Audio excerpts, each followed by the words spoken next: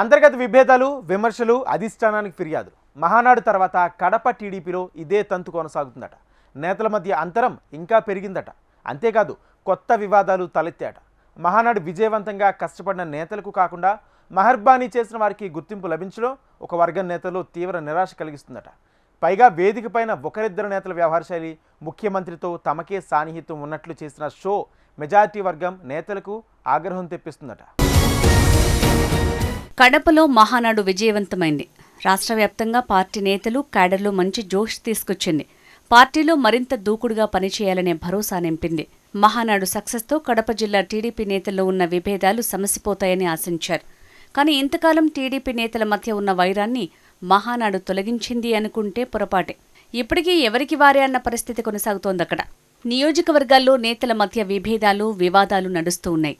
అధ్యక్షుడిగా polit bureau సభ్యునిగా ఉన్న శ్రీనివాసరెడ్డి వ్యవహార శైలికి వ్యతిరేకంగా ఇతర నియోజకవర్గాల నేతలు మొదట్నుంచి వ్యతిరేకిస్తూ వస్తున్నారు. మహానాడు కార్యక్రమం ముందు పార్టీ అధినాయకుని సూచనలతో వివాదాలను పక్కనబెట్టారు నేతలు. ముందున్న వైరం కంటే మహానాడు తర్వాత మరింత తీవ్రతరమైందట. పులివెందుల, రైల్వే కోడూరు, రాజంపేట, తంబలపల్లి నియోజకవర్గాల్లో జరిగిన గొడవలు గతంలో పార్టీలోని ఐక్యతను ప్రశ్నిస్తున్నాయి.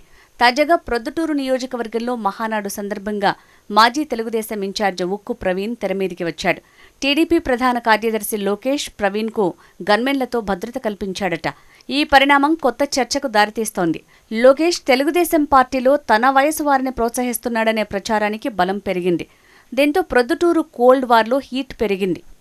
బద్వేల్లో రితీష్ రెడ్డి, ఆయన వ్యతిరేక వర్గం మధ్యన వైరం కొనసాగుతూనే ఉంది. రితీష్ రెడ్డి వ్యతిరేక వర్గాన్ని జిల్లా అధ్యక్షుడు వాసు ప్రోత్సహిస్తున్నాడని రితీష్ రెడ్డి అనుచరగణం ఆగ్రహంగా ఉంది. ఇటీవల వాసుకు ప్రొద్దుటూరు ఎమ్మెల్యే వరదరాజులు రెడ్డి దగ్గరైన క్రమంలో ప్రవీణ్ రెడ్డి వాసును వ్యతిరేకిస్తున్నాడట. మహానాడు సందర్భంగా పొలిట్ బ్యూరో సభ్యుడు శ్రీనివాసరెడ్డిని పొగిడిన కొంతమంది జిల్లా నేతలు వెంటనే తిరిగి విమర్శలు ప్రారంభించారట. ఈ క్రమంలో జిల్లాకు చెందిన ఇద్దరు నేతలు, ఎమ్మెల్సీ, మాజీ ఎమ్మెల్సీతో పాటు ఉమ్మడి జిల్లాలోని చాలామంది ఇన్ఛార్జీలు కూడా ఉన్నారట. రాజంపేట, రాయచోటి, కోడూరు నాయకులతో పాటు కమలాపురం ఎమ్మెల్యే చైతన్యరెడ్డి వర్గీయులు సైతం శ్రీనివాసరెడ్డిపై తీవ్ర ఆగ్రహం వ్యక్తం చేస్తున్నారట. ఉదయం 5 గంటలకు లేచి రాత్రి 12 గంటల వరకు మహానాడు పనులు చేయించిన తమ ఎమ్మెల్యేను కాదని మహానాడు వేదికపై వాసు షో చేశాడని కమలాపురానికి చెందిన టీడీపీ కార్యకర్తలు తీవ్ర ఆగ్రహంగా ఉన్నారట. కడప ఎమ్మెల్యే, ఆమె భర్త శ్రీనివాసరెడ్డికి వ్యతిరేకంగా యువ నాయకులు పలు అంశాలను అధిష్టానం దృష్టికి, జిల్లా ఇన్ఛార్జి మంత్రి సవిత దృష్టికి తీసుకువెళ్లినట్టు తెలుస్తోంది. అలాగే విభేదాలు కొనసాగితే పార్టీకి తీవ్ర నష్టం వాటిల్లే ప్రమాదం లేకపోలేదు. ఒక వ్యూహంలో భాగంగా మహానాడు వేదికకు చంద్రబాబు కడపను ఎంచుకున్నారనేది రాజకీయ విశ్లేషకుల భావన. అయితే మహానాడుకు జనం వచ్చారే కానీ ఆ జనం ఏమనుకున్నారు? వచ్చిన జనం సంతృప్తి పడ్డారా?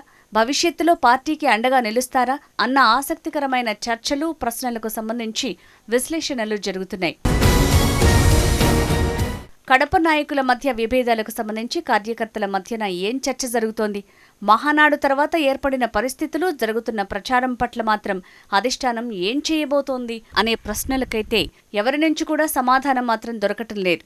ఏదేమైనా జిల్లాలో జరిగిన మహానాడు తర్వాత నేతల మధ్యన విభేదాలతో ఎవరికి వారే యమునా తీరే అన్న చందంగా తయారు కావటమే కాదు, మరింత అంతరాన్ని, గందరగోళ పరిస్థితులను సృష్టించిందని ఆ పార్టీ నేతలే చెప్పుకుంటూ ఉండటం గమనార్హం.